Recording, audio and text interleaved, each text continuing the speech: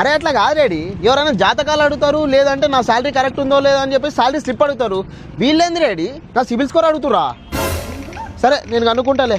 ఏంట్రా లోన్ ఏమైనా తీసుకున్నా ఏంటి సిబిల్ స్కోర్ అది ఇది అంటున్నావు? లోనా నా బొందా, మా అయ్య నాకు పెళ్లి సంబంధం తెచ్చింది తౌఫీక్ భాయ్. వాళ్ళేమో నా సిబిల్ స్కోర్ అడుగుతారంట.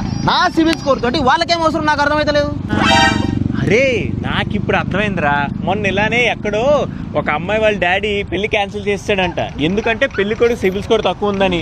ఇదేం లొల్లి తౌఫీక్ భాయ్, ఎక్కడన్నా పెళ్లి కొడుకు బాగాలేడని క్యాన్సిల్ చేస్తారు, లేదంటే జీతం తక్కువ ఉందని క్యాన్సిల్ చేస్తారు, లేకపోతే ఆస్తిపాస్తులు లేవని క్యాన్సిల్ చేస్తారు. ఇదేంది సిబిల్ స్కోర్ తక్కువ ఉందని క్యాన్సిల్ చేస్తారా? నాకు అర్థమైతలేదు. రే నీకు అర్థమయ్యేలాగా నేను చెప్తాను. నీ సిబిల్ స్కోర్ అడగడానికి 2 పాయింట్ ఆఫ్ వ్యూలు ఉండొచ్చు. ఫస్ట్ పాయింట్ ఆఫ్ వ్యూ, నువ్వు పెళ్లి కాకముందే ఏమైనా లోన్లు తీసుకుని కట్టకుండా ఎగ్గొట్టేసావేమో, క్రెడిట్ కార్డు తీసుకుని కట్టకుండా డిఫాల్ట్ చేసావేమో అని తెలుసుకోవడానికి నీ సిబిల్ స్కోర్ అడుగుండొచ్చు. రెండో పాయింట్ ఆఫ్ వ్యూ ఏంటంటే, నీకు పెళ్ళైన తర్వాత నువ్వు లోన్లు తీసుకోవాల్సి వస్తే ఎలాగా, for example house loan, personal loan వగేరా అనమాట. అప్పుడు నీకు సిబిల్ స్కోర్ లేకపోతే నీకు లోన్లు రావు కదా. సో ఈ పాయింట్ ఆఫ్ వ్యూలో కూడా వాళ్ళు ఆలోచించి నీ సిబిల్ స్కోర్ అడుగుండొచ్చు. అది ద మ్యాటర్. ఏం తౌఫీక్ భాయ్, ఇది పెళ్ళా లేకపోతే బిజినెస్ డీలా? కన్ఫామ్ గా బిజినెస్ డీలేరా, లేకపోతే మన మనుషులు చూసి చేసుకుంటారు అనుకున్నావు పెళ్లిళ్ళు. ఆడు చెప్పింది పాయింటేరా. అయినా మీ మనసు ఏమైనా బంగారం కొనగ